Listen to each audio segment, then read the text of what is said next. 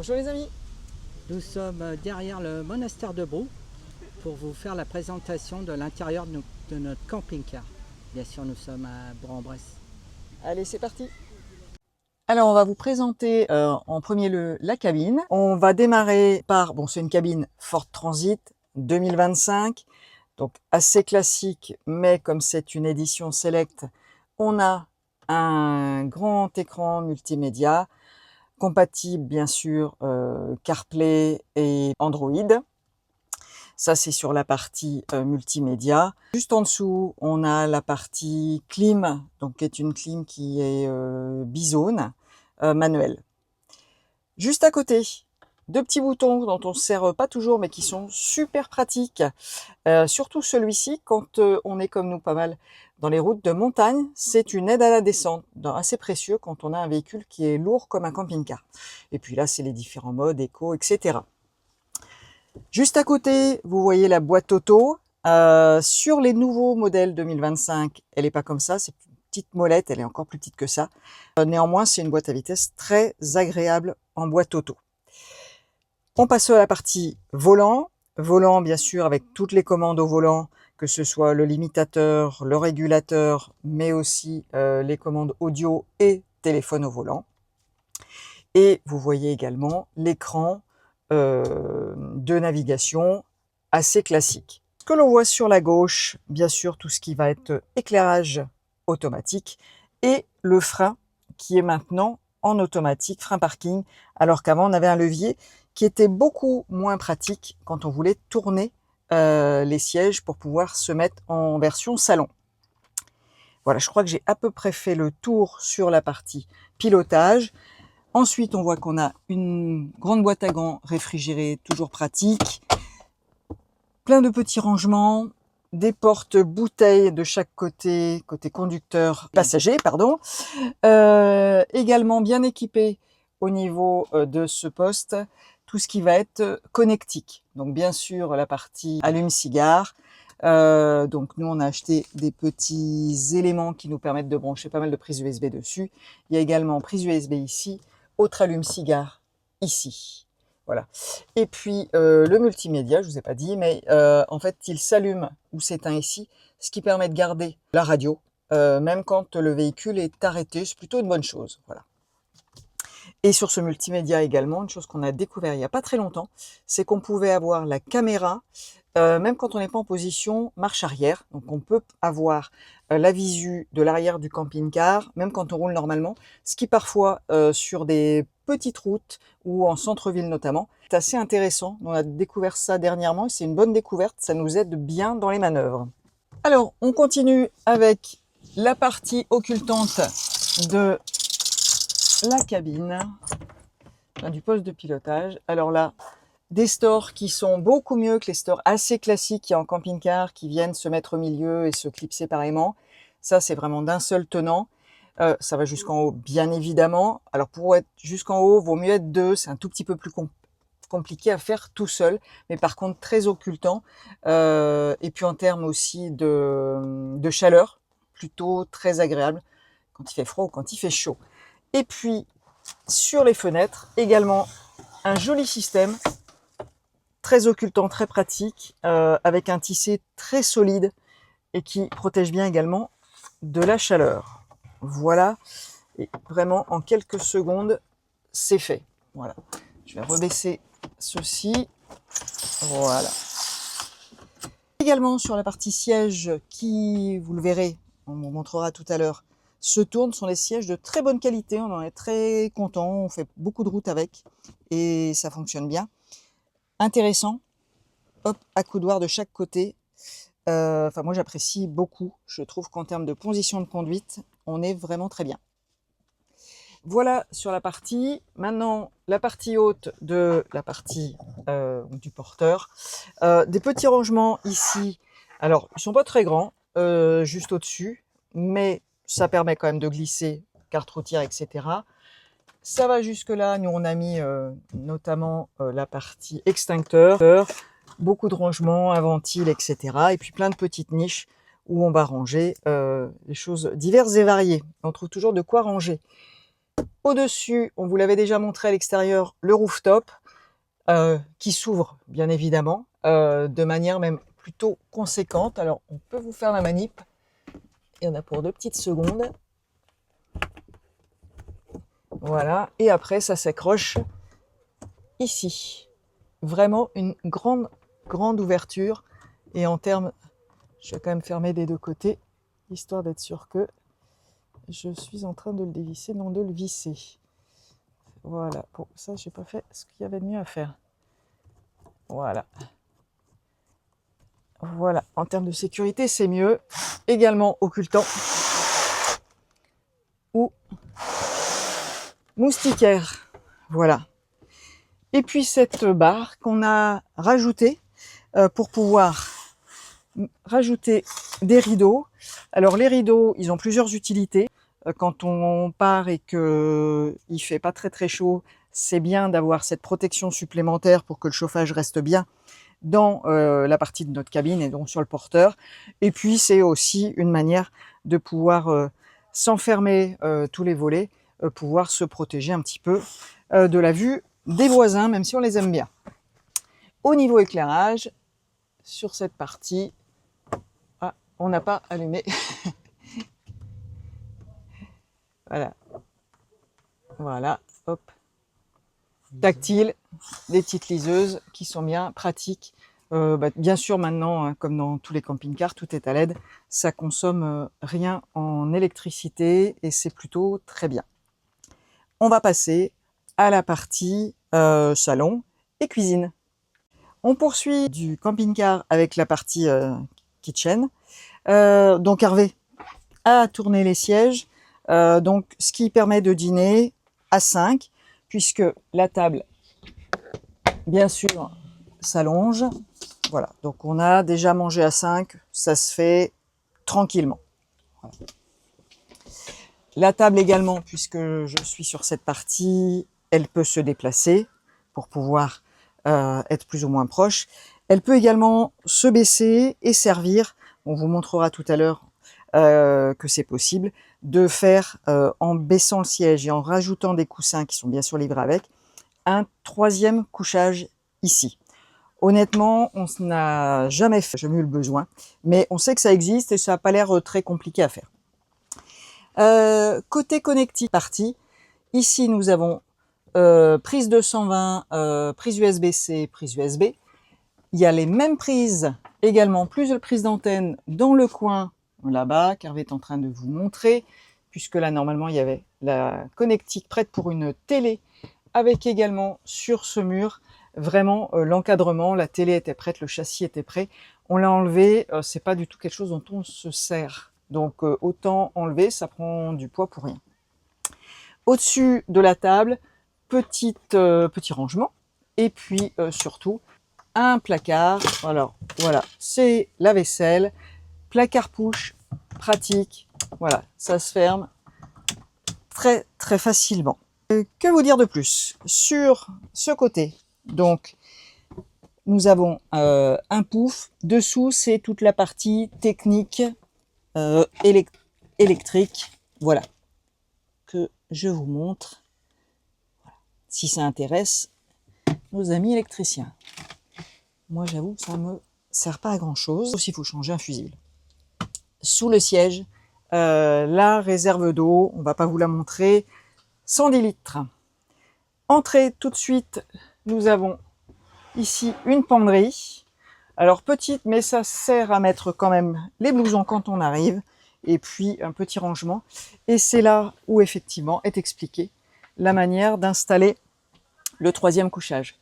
Également, sur ce placard, plutôt bien fait de la part de chez Benimar, des QR codes qui permettent, quand on a un souci quelconque, de scanner et d'arriver directement sur une page un peu tuto qui nous donne quelques conseils. Donc ça, c'est plutôt une bonne chose. Et au-dessus de la porte, toute la partie commande, alors assez classiquement, batterie porteur, batterie cabine, niveau d'eau, et puis également ici la partie chauffage Webasto, on est sur du gasoil, et avec la possibilité, bien évidemment, de programmer le chauffage. Voilà. Et puis autrement, une porte qui voilà, est occultante, une porte plutôt slim. Voilà, on est content, hein, vous l'avez montré dans la dernière vidéo, d'avoir retrouvé une porte qui fonctionne. Ça, c'est plutôt une très bonne chose. Voilà. Alors, on va passer à la partie cuisine. Le frigo est tout de suite au niveau de la porte. Ce qui est intéressant dans ce frigo, chez Benimar, c'est qu'il s'ouvre ici. Quand vous êtes dehors et que vous voulez prendre votre petite bière ou le beurre, c'est pratique. Voilà. Ça, c'est plutôt très bien. Frigo à compression. 70 litres seulement, mais honnêtement, nous, on part plusieurs semaines avec et ça suffit pour fonctionner. Avant de passer à la partie kitchenette, juste la partie lumière. Toutes les commandes sont ici. Donc, lumière, je ne vous ai pas montré au-dessus du placard. Ce qui est intéressant, c'est que du coup, en fait, là, on ne le voit pas parce qu'il fait jour. Mais en fait, ça allume bien, voilà, celle-ci notamment, dans le placard, mais pas seulement. Elle allume aussi dessous. On est très bien équipé, je trouve, ce qu'ils ont fait chez Benimar en termes de lumière. Une grande lumière ici. Et puis, celle au-dessus, voilà. Il y en a également. On va passer à la kitchenette, juste en dessous ici, ce qui permet aussi d'allumer les placards. Voilà, dès qu'on allume, celle-ci s'allume également à ce niveau. Arrête. Dans la partie cuisine, on vous a déjà montré le frigo. Voilà le plan de travail. Grand plan de travail qu'on apprécie bien, notamment parce qu'il y a 2 feux. Et pour ceux qui sont déjà camping-caristes, vous savez, franchement, avoir 2 feux plutôt que 3, ça permet vraiment de poser des casseroles et des poêles qui sont à peu près d'une dimension normale. Autrement, c'est très compliqué, ça sert pas à grand-chose. Système Piaggio, bien évidemment, ça pour protéger. On a également une tablette pour allonger ce plan de travail que l'on a rangé ici, que je vais vous montrer. Voilà. Facile à installer, bien évidemment. Alors, je dis ça, j'y arrive pas. Voilà. Voilà. Ce qui rallonge le plan de travail, c'est plutôt assez agréable. On a un grand évier, très bien. Donc, on en est bien content. Alors, peut-être ce qui pourrait manquer, ce qu'il n'y a pas, c'est des fois, il y a des éviers qui sont un petit peu comme la tablette que je viens de vous montrer, qu'on peut mettre dessus et ça rallonge le plan de travail. Ça n'aurait pas été superflu s'il y avait eu ça, franchement, sur le camping-car. Mais bon, à part ce petit défaut, on n'a pas trouvé grand-chose. Donc, je vous ai montré tout à l'heure la lumière, je refais. Et puis, surtout, 3 grands placards, système push. Autant dire qu'on peut vraiment, vraiment en mettre. Voilà. En dessous, la partie, bien sûr, couvert, mais également arrivée de gaz. Voilà, c'est toujours important de savoir où ça se trouve. Voilà. Ensuite, le placard pour tout ce qui va être casserole, poêle. Grand placard, honnêtement, on n'est pas pris par la place. Là, on pourrait en mettre vraiment, vraiment beaucoup plus. Juste en dessous de la plaque de cuisson, 220 et 12 volts. Et également un petit placard de rangement, pelle, balayette, même un petit aspi, voilà, de voiture. C'est jamais quelque chose qu'on a en trop, les rangements. Allez, on passe à la partie salle de bain. Donc, on a la chance d'avoir une grande salle de bain. Hervé, tu peux me suivre? Oui, je pense. Donc, bien sûr, WC, Hervé va vous les montrer après. Si tu peux là maintenant, hop, WC, là je les ai tournés parce que je vais vous montrer le système Vario. Donc, ils sont tournés. On passera dans un avenir assez proche. Toilette sèche, là on est en WC chimique classique. Et puis, placard de rangement, très honnêtement, bien suffisant. Voilà. Au-dessus, dans cette salle de bain, un lanterneau, pas très grand, mais qui permet qu'il n'y ait pas d'humidité qui reste. Également occultant et avec moustiquaire. Voilà. Si on le met en occultant, on va se rendre compte en allumant ici, voilà, des lumières qui sont nettement suffisantes pour une salle de bain. Voilà.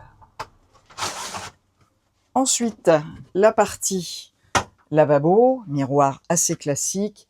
Et ce qui est bien avec le système Vario du camping-car, c'est qu'on ouvre et ça se transforme en grande douche. Autant dire qu'on a beaucoup de place. Alors, on n'est pas très grand, certes, mais on a beaucoup de place. Et pour ceux qui sont déjà camping-caristes, ils vont apprécier. On a 2 bondes. En tout cas, nous, on apprécie beaucoup. C'est-à-dire que dès qu'on est un peu penché, le fait d'avoir bonde de chaque côté permet à ce que l'eau s'évacue facilement. Voilà. Alors, petit bémol, on le referme ici. Ça a tendance à sauter dès qu'on passe sur un ralentisseur. Voilà, peut-être le petite chose à revoir. Voilà pour la partie salle de bain. Allez, on poursuit avec la partie nuit. Donc déjà, vous présentez, il y a un rideau. Pas jusqu'en bas, quand on dort, c'est vraiment assez occultant. Donc c'est plutôt bien. Alors, on est sur 2 lits jumeaux. Lits jumeaux qui, si on met un complément, et là on le voit, éléments supplémentaires qui peuvent venir et qui peuvent permettre de faire un très grand lit. C'est pas le choix qu'on a fait. Alors on a les éléments, mais ils sont bien chez nous. On ne les a jamais pris parce que déjà on a beaucoup de place. On a des lits qui font pour l'un 2 mètres de long et pour l'autre 1,90. Ils sont tous les 2 déjà très larges et puis il y a une partie commune qui est quand même suffisante. Donc on n'a pas souhaité rallonger, d'autant que si on rallonge, après il faut prendre l'échelle. Enfin, tout ça, ça fait beaucoup plus de choses et c'est un peu moins facile d'accéder aux penderies. Alors, il y a 2 grandes penderies dans le camping-car. Bon, elles sont déjà bien occupées, mais autant vous dire qu'on en met, parce qu'il y en a déjà beaucoup dedans, avec une petite tablette, vous le voyez. Et puis l'autre penderie, on a préféré la transformer en placard. Donc on a mis tout simplement une étagère, donc nos habits, placard à chaussures, etc. Donc, vraiment des grands placards et faciles d'accès.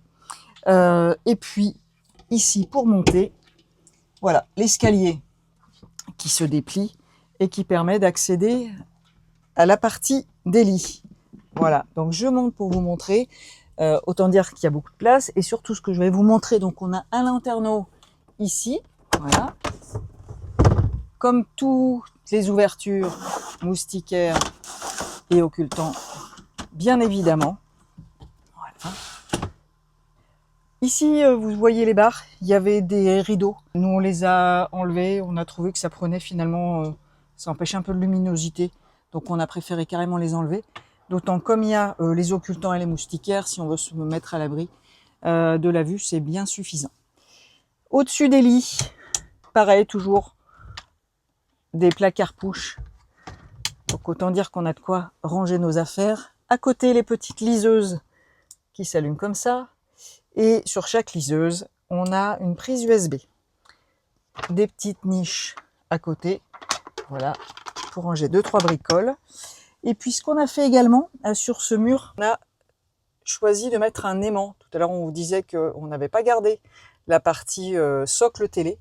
On a juste mis un aimant et on vient coller notre iPad. Bon, je ne suis pas sûre qu'on a le droit de dire des marques, mais quand même, c'est une tablette. Voilà, qu'on vient coller là et ce qui nous permet de la regarder tranquillement au lit. Et puis également des lumières, il y en a 2. Une grande qui est en fait au-dessus plutôt de la cuisine et une au-dessus des placards. Voilà pour la partie chambre. Alors ça y est, je suis redescendue sur la partie du lit et sur la partie chambre, il y a une dernière chose à vous montrer. Donc j'ai replié le petit escalier, j'appuie sur le bouton et ça permet d'accéder directement. Alors là, elle n'est pas éclairée, mais si on l'éclaire, on voit que c'est assez facile finalement de prendre des choses, les packs d'eau, etc. Donc ça nous permet d'accéder très facilement. Et la soute qui plus est chauffée. Donc voilà, ça va aussi bien par rapport aux denrées qu'on peut avoir, etc. Voilà, c'est fini. Il nous reste une dernière chose, c'est les batteries de la cellule. On va vous montrer où elles sont. Elles sont sous le siège. On fait juste une petite manip et on vous reprend. Pour la partie batterie, ce qu'on voulait vous dire, donc déjà, elles sont dessous le siège passager. Quand on a acheté le camping-car, il y avait une batterie gel 95 ampères et c'était pas suffisant, donc on a fait le choix d'en installer une deuxième. Et on est allé, et on les remercie, ils sont adorables, chez Cyril et Eddy à Ambérieu-en-Bugey. Vous les connaissez tous forcément parce qu'ils ont une chaîne qui marche du feu de Dieu. Enfin, changez rien les gars, vous êtes absolument formidables, super bien accueillis quand on va chez vous. Voilà, c'est vraiment top. C'était juste un petit truc parce que on vous suit depuis très longtemps et ça fait plaisir, on aime bien vous regarder. Voilà. Même moi qui regarde pas beaucoup de vidéos YouTube, ça fait partie de celles que je regarde. Voilà pour cette vidéo. On vous fait un tout petit coucou avec Hervé. Allez, ça y est, cette vidéo est terminée. On espère que ça vous a intéressé. Si vous avez des questions, bah, n'hésitez pas. Sur la chaîne YouTube, vous pouvez nous en poser. Et Hervé se fera un plaisir de vous y répondre. Et autre chose aussi, c'est que je vais bientôt faire une minute camping-car. C'est une petite vidéo courte pour vous expliquer plusieurs choses. Donc je vous parlerai dans la première vidéo de mon EcoFlow. Et après, ça sera d'autres sujets comme les GPS, tout ça. Ça dure moins longtemps, mais n'hésitez pas, abonnez-vous, ça nous aide vraiment. Et on vous remercie encore 1000 fois. Allez, à plus, au revoir. Bonne journée les amis!